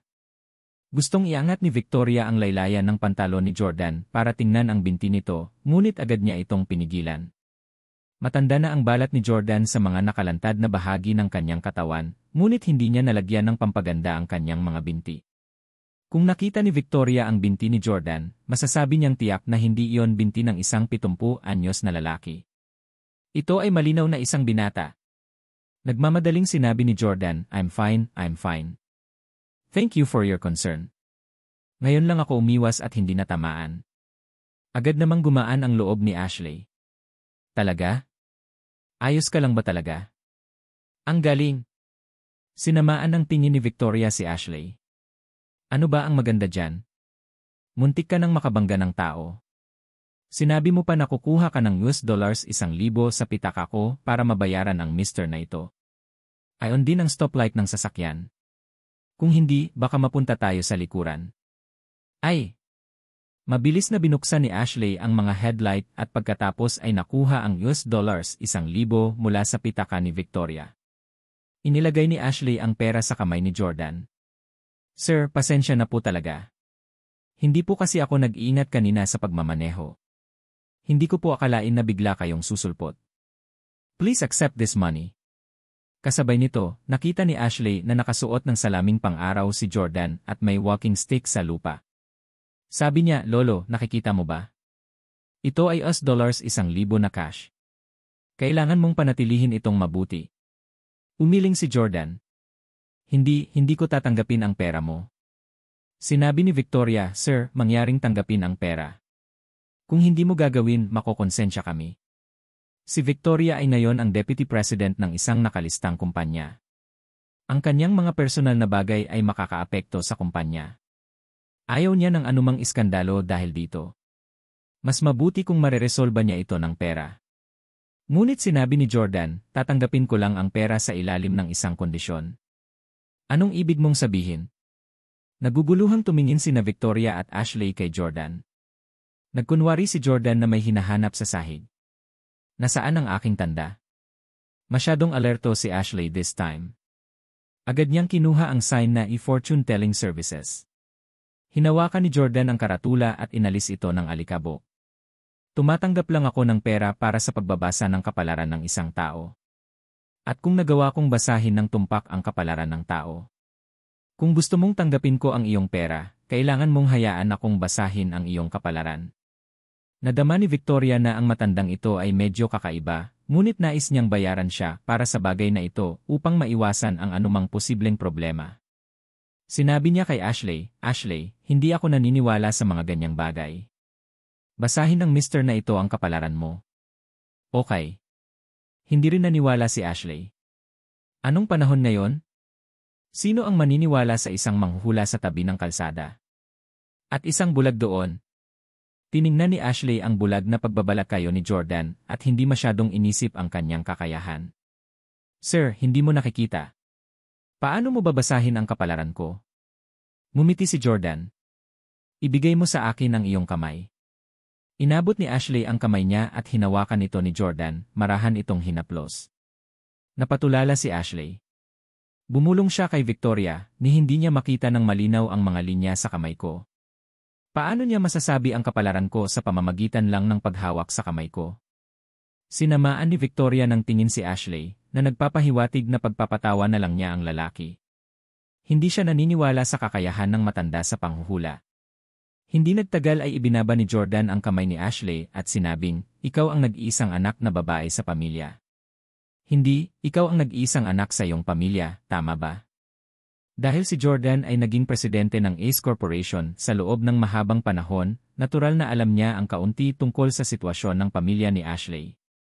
Nagkatinginan sina Ashley at Victoria na nagtataka. Gayunpaman, tumanggi si Ashley na maniwala na hinubad ito ni Jordan mula sa kanyang palad. Normal lang sa mga taong kasing edad ko ang maging nag-iisang anak. Maliban kung mahulaan mo kung ano ang ginagawa ko at ang status ng relasyon ko, hindi ako maniniwala na eksperto ka. Ngumiti si Jordan. Sa mga palad mo, masasabi kong kalmado ang buhay mo. Walang pasikot-sikot. Komportable ka sa trabahong ginagawa mo at hindi masyadong nakakapagod. You must be something like your office assistant or secretary, right? Napatakip ng bibig si Ashley sa gulat. Miss Clark, tama siya. Nagulat din si Victoria. Parang bagay talaga itong matandang bulag na ito. Sa pamamagitan ng kanyang salaming pang-araw, napansin ni Jordan ang pagbabago sa kanilang mga ekspresyon at nagpatuloy, kung tungkol sa sitwasyon ng relasyon ninyo, hindi ko na kailangan pang basahin ang palad mo para manghula. Dahil sekretary ka, dapat maayos ang ayos mo. Gayunpaman, ang paraan ng pagsasalita mo ay medyo lumilipad at nagpanik ka tuwing may mangyari. Madalas mong hinahangad ang mga lalaki na mas mataas ang katayuan kaysa sayo. Binibini, ipinapayo ko sa iyo na maging mas makatotohanan. Huwag mong sayangin ang iyong kabataan. Noong presidente pa si Jordan ng Ace Corporation, napansin niyang pilit na nilapitan siya ni Ashley. Isang maliit na kalihim ang nangahas na mangarap na maging asawa ng presidente ng isang nakalistang korporasyon. Medyo nainis si Ashley sa pagtawag ng isang bulag. Ikaw nagbubuga ka ng kalokohan. Hindi ako ganoong klase ng babae. Hindi ka talaga marunong magbasa ng kapalaran. Pero umiti lang si Victoria. Matagal nang nasa ilalim niya si Ashley. Paanong hindi niya malalaman kung anong klaseng babae siya? Buong buod ng paglalarawan ng matanda kay Ashley sa maikling salita. Sa makatuwid, si Victoria, na orihinal na ayaw sabihin ang kanyang kapalaran, ay nag-abot ng kanyang kamay. Sir, pakibasa din ang kapalaran ko. Hinihintay ni Jordan ang sandaling ito. Kung gusto niyang mapalapit kay Victoria at magkaroon ng pagkakataong itanim sa isip nito ang ideya, kailangan niyang humanap ng pagkakataon para makuha ang tiwala nito.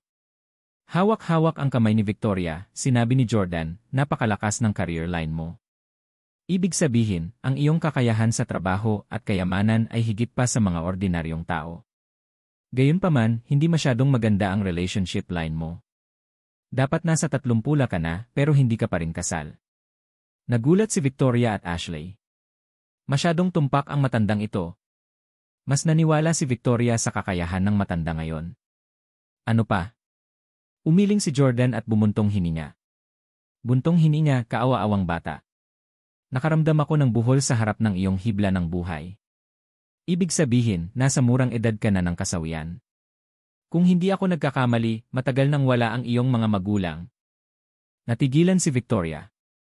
Nagawa ng matandang manghula na ito na tumpak na mahulaan ang background ni Victoria. Bagamat si Victoria ang sikat na numero 1 magandang CEO sa Orlando, walang nakakaalam tungkol sa kanyang background. Maging si Ashley, na pinakamalapit sa kanya, ay hindi alam na namatay na ang mga magulang ni Victoria. Napansin ni Ashley ang gulat na ekspresyon ni Victoria. Nagtataka siyang nagtanong, Miss Clark, wala na ba talaga ang mga magulang mo? O my God, napakabata mo pa, paano ito? Dahil nasa 30 lang si Victoria, ibig sabihin ay dapat nasa 60 lang ang kanyang mga magulang. Hindi naman itinanggi ni Victoria. Sinabi niya kay Jordan, Sir, expert ka talaga.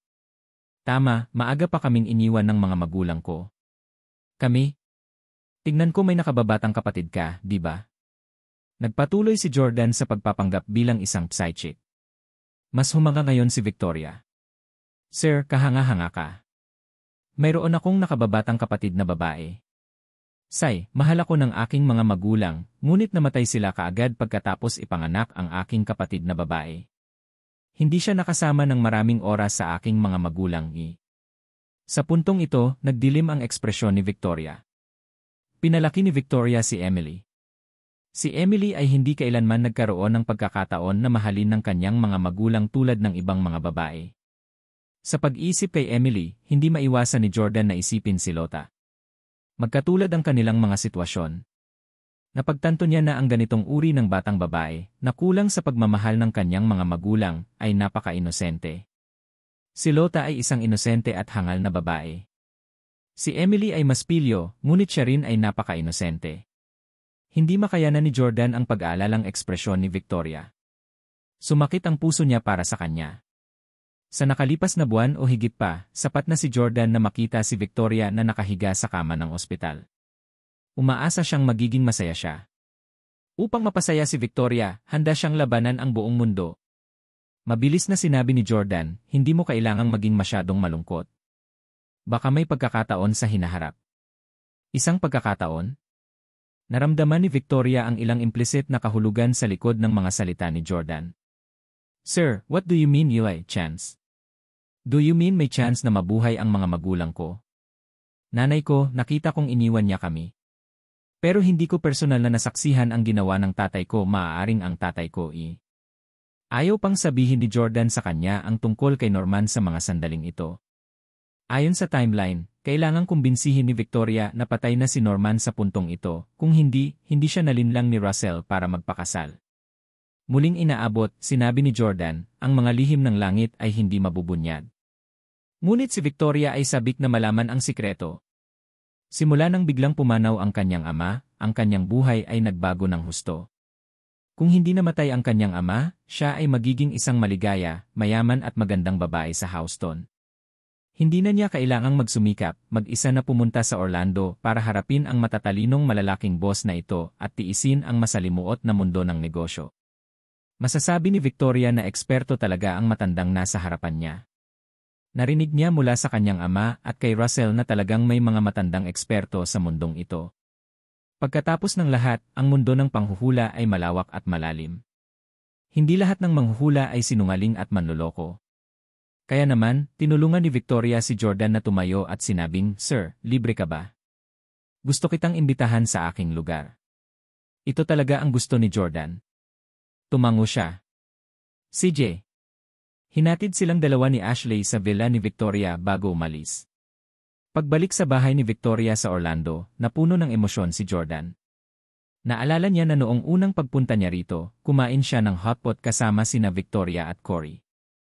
Ipinagtapat ni Victoria ang kanyang nararamdaman kay Jordan sa bahay na ito, at pumayag itong makasama siya. Ang bahay ay komportable at moderno.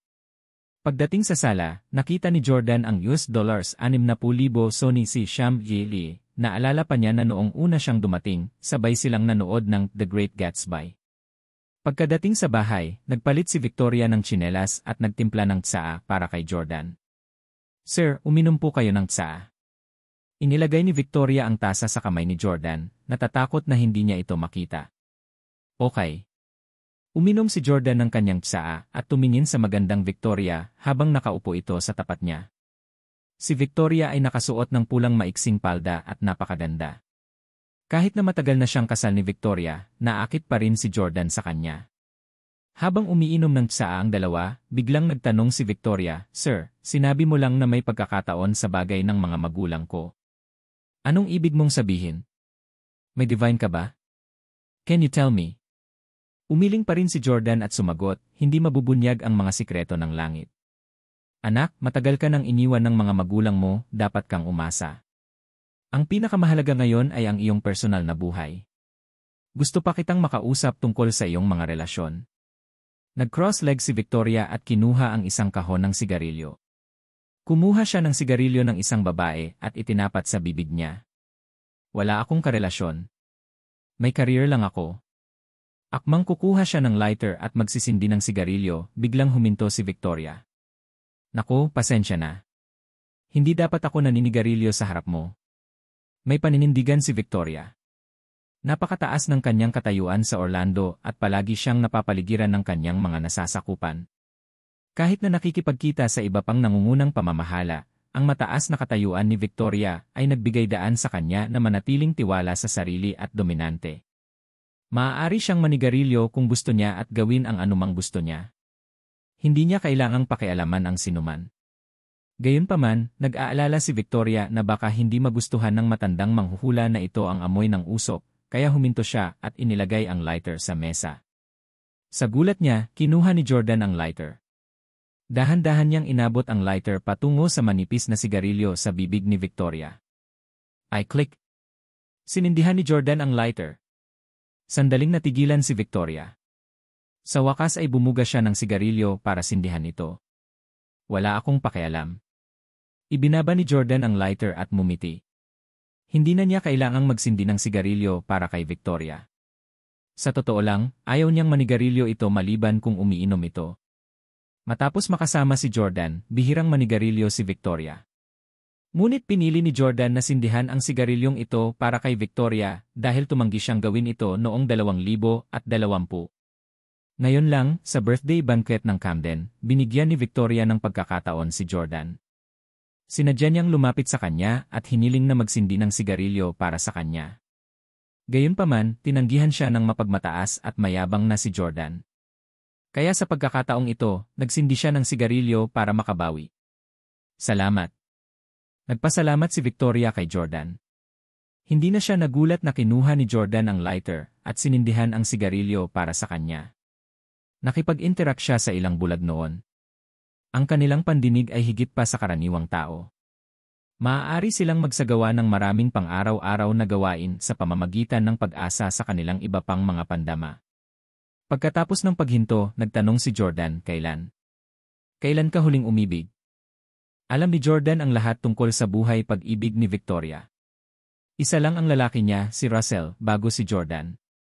Gayunpaman, ngayon na siya ay nagtatanong sa pagkakakilanlan ng isang ibang daigdig na eksperto, magbibigay ba siya ng ibang sagot?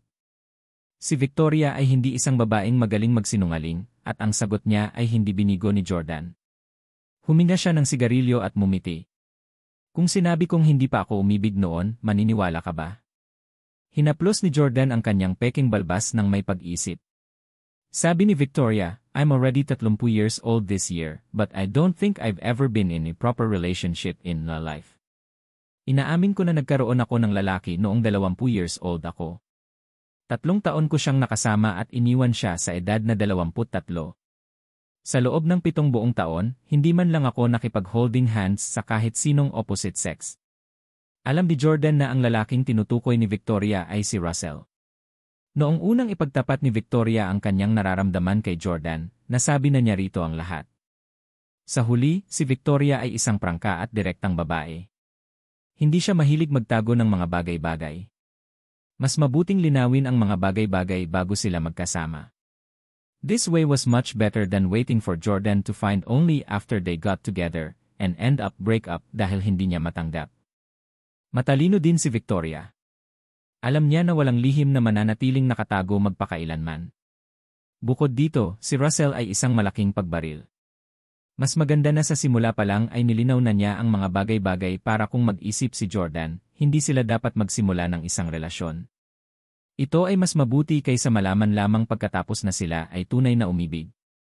Ang mga puso ay madudurog at humantong sa higit pang pagdurusa. Sinabi ni Jordan, noong hinawakan ko ang iyong palad dati, nasabi ko na wala ka pang romantikong pakikipag-ugnayan kamakailan. Gayunpaman, maaaring sumunod ang magandang kapalaran pagkatapos ng isang panahon ng kasawian. Buong 7 taon kang single. Malapit nang lumitaw ang iyong nakatadhana. Natuwa si Victoria. Talaga? Ano ang hitsura ng taong iyon? Ano ang ginagawa niya? Tanong ni Jordan, marahil ay lumitaw na ang taong iyon sa iyong buhay kamakailan. May nakilala ka bang taong gusto mo nitong mga nakaraang panahon? Umiling si Victoria. Buong araw lang akong nakakakita ng matatabang boss o mga empleyadong hindi man lang naglakas loob na magtaas ng ulo kapag nakikita nila ako. Hindi ko sila gusto.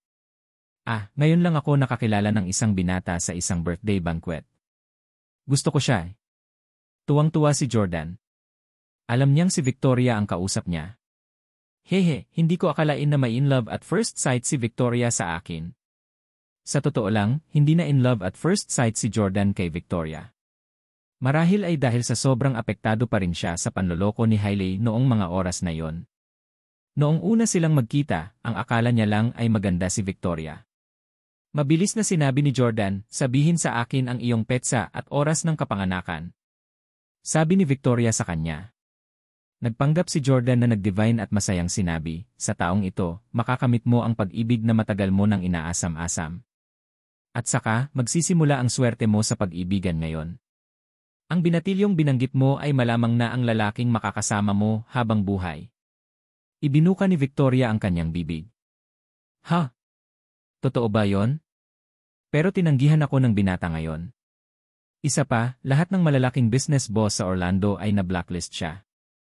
I think aalis siya agad sa Orlando at hindi na kami magkakaroon ng pagkakataong magkita muli. Humalakhak si Jordan. Dahil siya ang lalaking nakatakdang makasama mo, paanong hindi mo siya makikilala? Hulaan ko na malapit mo na siyang makilala. Baka bukas na lang. At sa susunod na makilala mo siya, baka bigyan ka niya ng malaking sorpresa. Bukas ng umaga, pagpunta ni Victoria sa opisina, makikilala niya si Jordan at aalamin ang totoong pagkatao nito. Naalala ni Jordan na nang makita siya nito sa opisina ng Pangulo, laking gulat niya kaya napaluhod siya kaagad. Pagkatapos nilang dalawa, tinanong ni Jordan si Victoria kung nahihiya ba siyang lumuhod sa harapan niya. Sagot ni Victoria, hindi. Anyway, bilang iyong babae, kailangan kong lumuhod gabi-gabi. It's just a matter of time. Ang kakayahang masakop ang gayong mapagmataas na negosyanteng babae ay nagparamdam kay Jordan ng tagumpay. Talaga? Makikilala ko ba ulit si Jordan? I'm really looking forward to it. Lalong naging komportable sina Victoria at Jordan sa isa't isa. Gustong-gusto ni Victoria na makinig sa usapan ni Jordan. Kahit anong usapan nila, nag-enjoy siya. Parang kachat niya ang kanyang ama. Nagkwentuhan silang dalawa hanggang sa magdilim ang langit. Sa gabi, hindi pa rin nasisiyahan si Victoria. Masyado siyang komportable na kausapin ang matandang ito. Hindi lang napakaaliw ng boses nito, pakiramdam niya ay matanda na ito. Naiintindihan siya ng lalaki ng husto. Isa pa, nang kausapin siya ng matanda, sobrang malumanay ang tono nito, na para bang pinoprotektahan niya ang kanyang anak o kasintahan. Hiniling sa kanya ni Victoria na manatili. Sir, saan po kayo nakatira? Malayo po ba dito? Convenient ba sa inyo na dito kayo maghapunan? I can prepare a few dishes to thank you for your help today. Matagal-tagal na rin simula noong hindi nakain ni Jordan ang pagkain ni Victoria. The last time he had a chance to eat her food, sinira na ng ni-disin na yon, Haley. Sagot naman ni Jordan. Ako ay isang bulag at walang tiyak na tirahan. Baka matulog ako sa ilalim ng tulay ngayong gabi at sa mga lansangan bukas. Gusto kong subukan ang iyong luto. Sabi ni Victoria, "Oh my God, ang isang otherworldly expert na tulad mo ay talagang walang matutuluyan. Bakit hindi ka manatili dito kasama ko pansamantala?" Mananatili sa'yo. Siyempre gusto ni Jordan pero hindi niya sinabi yon. Ikaw ay isang solong babae at ako ay isang lalaki. Hindi nararapat na manatili ako sa'yo, hindi ba? Sabi ni Victoria, anong hindi nararapat dyan? Wala kang makikita kahit na hindi ko isara ang pinto habang naliligo. Sir, please stay. Marami akong gustong itanong sa'yo. With that, pumunta si Victoria sa kusina para magluto. Ito pa rin ang parehong masasarap na ulam. Uminom pa silang dalawa ng alak tulad ng dati. Habang umiinom at kumakain si Jordan ng pagkain ni Victoria, napuno ng emosyon ang kanyang puso. Hindi nakakagulat na naglakbay si Rong Huangde pabalik sa nakaraan kung kailan niya magagawa. Natatakot ako na hindi lang ito para tuklasin ang mga sikreto ng pamilya Hanley. Kung babalikan ang nakaraan, makakatagpo ako ng mga taong hindi ko na nakikita sa kasalukuyan at makakagawa ng mga bagay na hindi ko nagawa. Masyadong nakakahumaling ang pakiramdam na ito.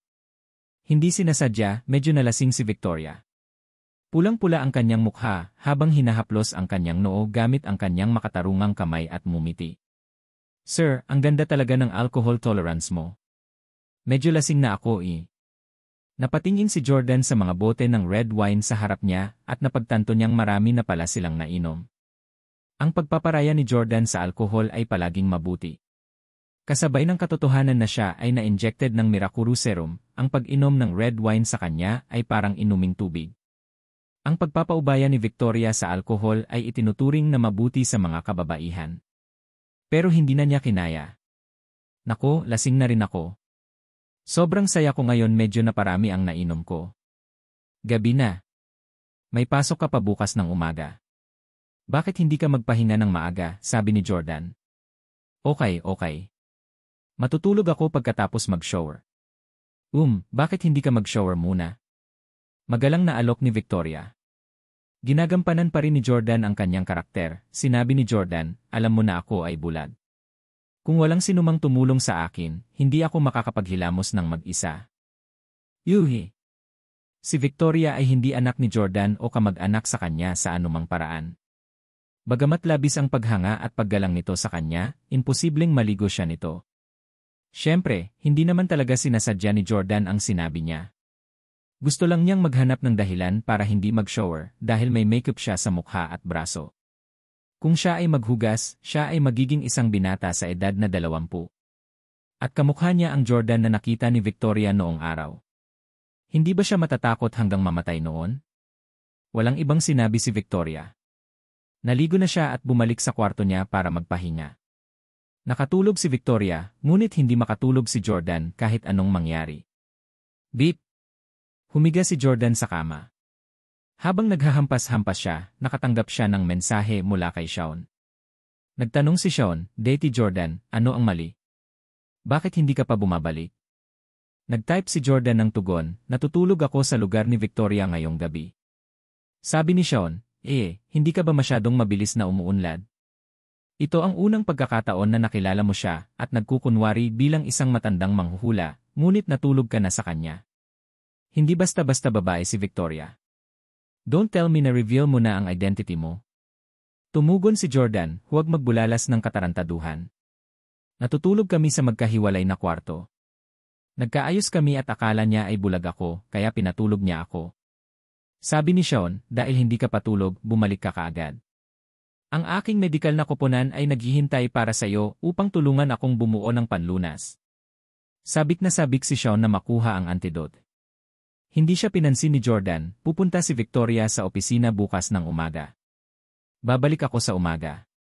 Isang heartbroken na emoji ang natanggap mula kay Shawn bilang tugon. 12:30 day na. Pagsapit ng 3:00, gising pa rin si Jordan. Takot siyang matulog dahil natatakot siyang managinip ng masamang mangyari kay Victoria. Tulad ng huling beses na napanaginipan niya ang pagbaril sa kanya. Isa siyang diyosa. Kung paulit-ulit siyang nanaginip ng isang bagay, tiyak na magkakatotoo ito. Natatakot siyang managinip na baka may mangyari pa kay Victoria, kaya hindi siya makatulog. Sa wakas, hindi na napigilan ni Jordan ang pananabik kay Victoria. Lumabas siya ng kwarto at tahimik na itinulak ang pinto ng kwarto niya. Ilang oras na ring natutulog si Victoria.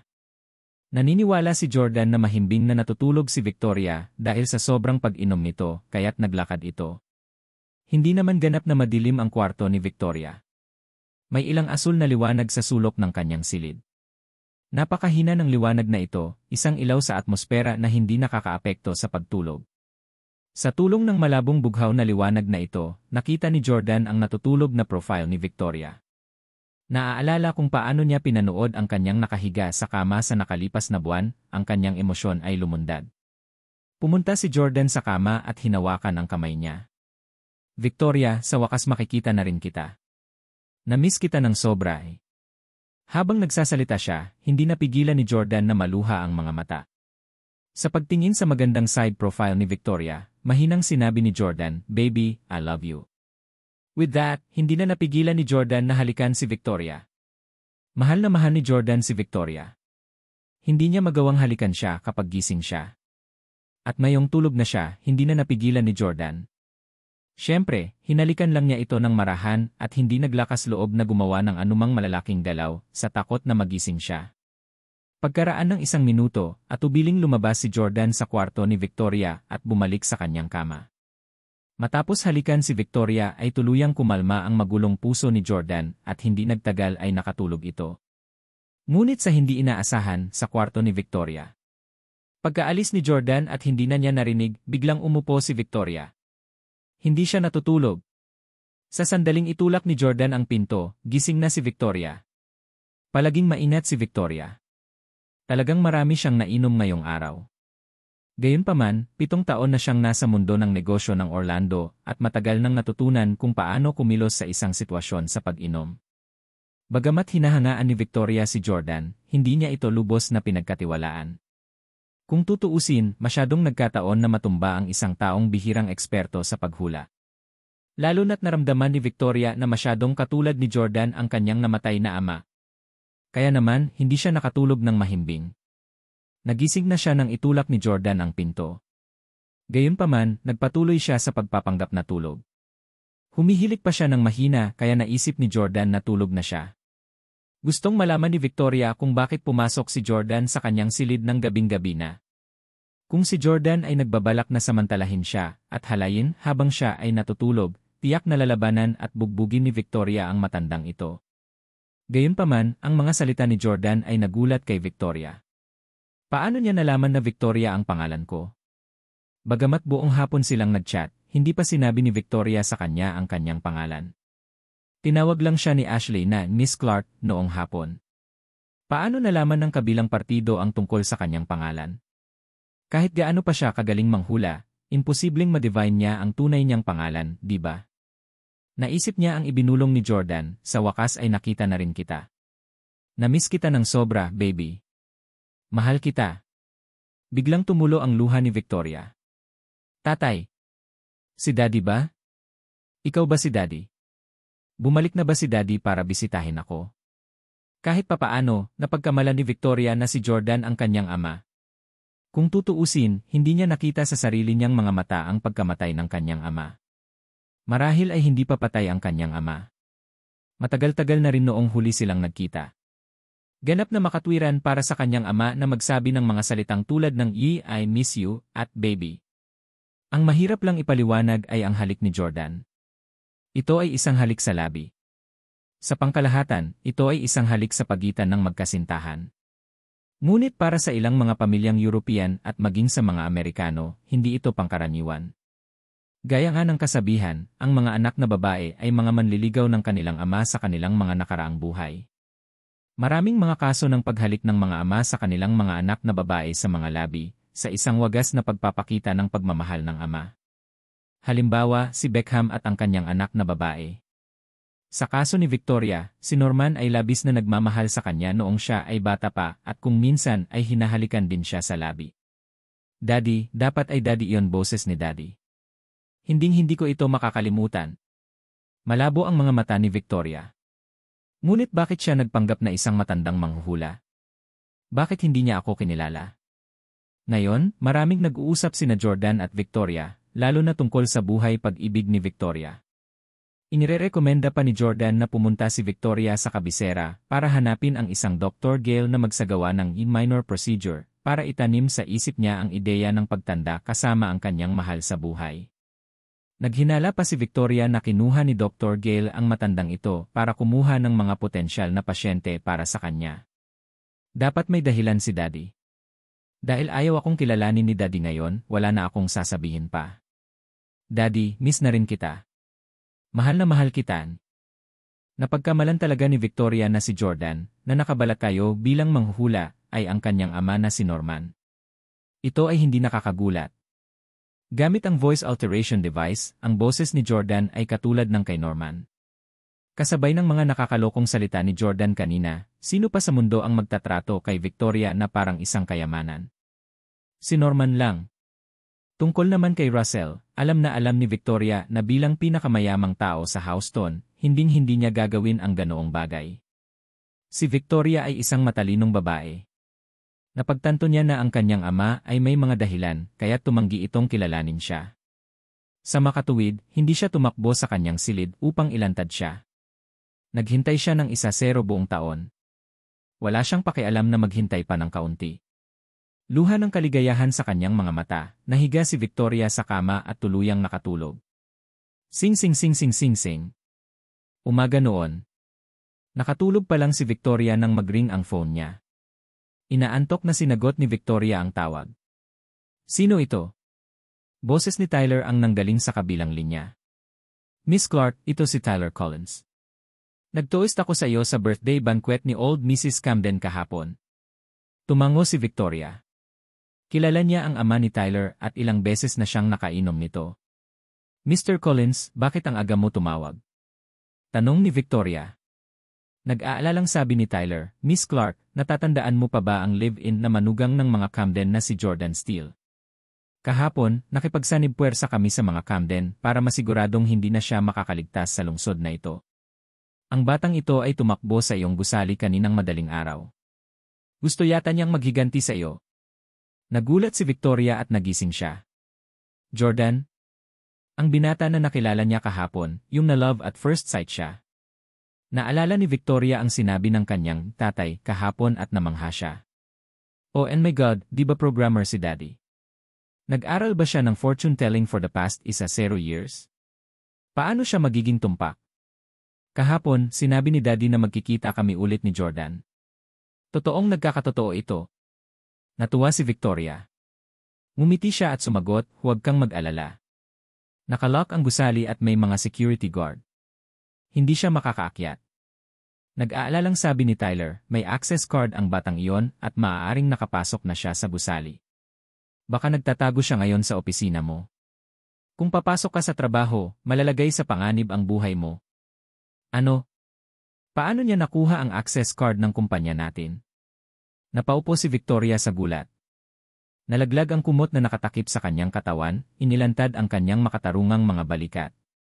Sinabi pa ni Tyler kay Victoria na ninakaw ni Jordan ang isang relo na nagkakahalaga ng $800,000 mula sa Camdens at dapat na gumastos ng pera para mabili ang access card para makapaghiganti siya kay Victoria. Nang marinig ito, nag-alala si Victoria. Tinawagan niya si Ashley at pinapunta agad sa opisina. Samantala, mabilis na naghilamos at nagpalit ng damit si Victoria. Bago umalis, kumatok siya sa pintuan ni Jordan. Knock knock. Sir, gising na po ba kayo? Sa pagkakataong ito, gustong-gusto na siyang tawaging daddy ni Victoria. Sa loob ng 1-0 taon, hindi siya tumawag ng ganoon. Alam ni Jordan na maagang pupunta sa opisina si Victoria, kaya maaga rin siyang nagising. Gising na ako. Mangyaring pumasok, sabi ni Jordan. Itinulak ni Victoria ang pinto at nakitang nakabihis na si Jordan. Nakasuot pa rin siya ng sunglases at nakaupo sa tabi ng kama. Nagsusuot ka na ng sunglases kaninang umaga. Dapat ayaw mong makita ko mukha mo. Daddy, dapat ikaw ang daddy ko. Napaisip si Victoria sa sarili. Matagal na siyang nasa business circle at marunong magbasa ng mga ekspresyon ng mga tao. Kitang-kita niya sa isang sulyap na sadyang tinatago ng lalaking ito ang mukha sa kanya. Tulad ng para sa kanyang figura, sina Jordan at Norman ay halos magkapareho ang katawan. Upang makapagsilang ng matatangkad na mga anak na babae tulad nina Victoria at Emily, si Norman mismo ay isang matangkad na lalaki. Gayunpaman, pagkatapos ma-inject si Jordan ng Mirakuru Serum, hindi lamang siya mas matangkad, ngunit ang kanyang katawan ay mas buff din kaysa sa mga ordinaryong lalaki. Ang figura ni Jordan ay isang malakas na atleta. Si Norman ay isang programmer. Pagkatapos niyang maging CEO, medyo payat pa siya at hindi ganoon kamuskular. Regular bang nag-ehersisyo si Daddy sa nakalipas na 10 taon? Pinalaki ni Victoria ang katawan ni Jordan at nagtaka. Hindi ito impossible. Sabi ni Victoria, Sir, manghuhula ka talaga. Nakatanggap lang ako ng tawag. Ang live-in-in-law na nagustuhan ko kahapon, si Jordan, ay nasa building ng kumpanya ko. Ngumiti si Jordan at hinaplos ang kanyang balbas. Ang sining ng panghuhula ay mahiwaga at hindi maarok. Hindi mo dapat ito pinagdudahan noong una. Kailangan mong tandaan ang bawat salitang sasabihin ko sa iyo. Napangiti si Victoria. Wala na siyang ugali ng isang dominanteng babaeng negosyante. Sa halip, mukha siyang masunuring anak. Sa totoo lang, kahapon, paulit-ulit mong nirerekomenda sa akin ang doktor na iyon sa kabisera, si Dr. Gale, para sa implantation ng ideya. Naghinala pa ako na kayong dalawa ay mga manloloko na nagtutulungan. Hindi nakaimik si Jordan. Buong buhay ko, walang malasakit sa katanyagan at kayamanan, at itinuring ko ang pera bilang dumi. Paano mo ako iisipin? Itanong ko sa iyo, kung talagang magkakasama kayo ng binatang si Jordan na yon, sa tingin mo hanggang kailan kayo magsasama? Umiling si Victoria. Hindi ko rin alam. Ang pag-ibig sa modernong lipunan ay napakarupok. Napakakaunting mga tao ang maaaring magkahawak kamay sa natitirang bahagi ng kanilang buhay. Kahit na hinahangad ko ang gayong pag-ibig, hindi ko magagarantiya na magagawa ko ito. Sinabi ni Jordan, tama. Ang pag-ibig sa pagitan ng mga kabataan ngayon ay talagang napakarupok. Madali silang maghiwalay. Sa mga importanteng bagay at maliliit na bagay. Sa tingin ko, dahil nakumpirma mo na ang binata ang mahal mo sa buhay, dapat mong itanim sa iyong isipan ang ideya na tumanda kasama siya. Ito ang dahilan kung bakit inirekomenda ko sa iyo si Dr. Gale. Siya lang ang makakagawa nito sa VIA. Anak, sana pag-isipan mong seryosohin ang mungkahi ko. Ipinapangako kong magiging masaya ka dahil dito. Si Dr. Gale ay nagtanim ng ideya kay Lauren, at ito ay lubos na matagumpay. Kaya naman, gusto ni Jordan na magtanim siya ng ideya kay Victoria para tumanda ito kasama niya.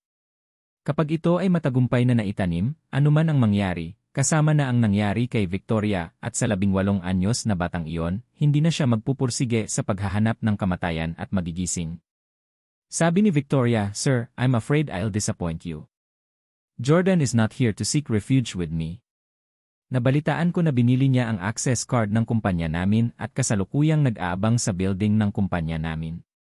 Parang gusto niyang maghiganti sa akin. Paghihiganti. Nag-isip sandali si Jordan. Ito ay dapat na ang we start Tyler spouting nonsense. Ngumiti si Jordan. Maghiganti man sa iyo o magkaroon ng magandang relasyon sa iyo, malalaman mo pagkatapos mong pumunta sa opisina. Sabi ni Victoria, sige, pupunta ako sa opisina ngayon. Hintayin mo ako sa bahay. Babalik ako para samahan ka kaagad kapag tapos na ako. Napala, may telepono ka ba? Ano ang numero ng iyong telepono? Hinawakan ni Jordan ang iPhone 12 at iPhone 18 sa kanyang bulsa at umiling. Wala akong phone.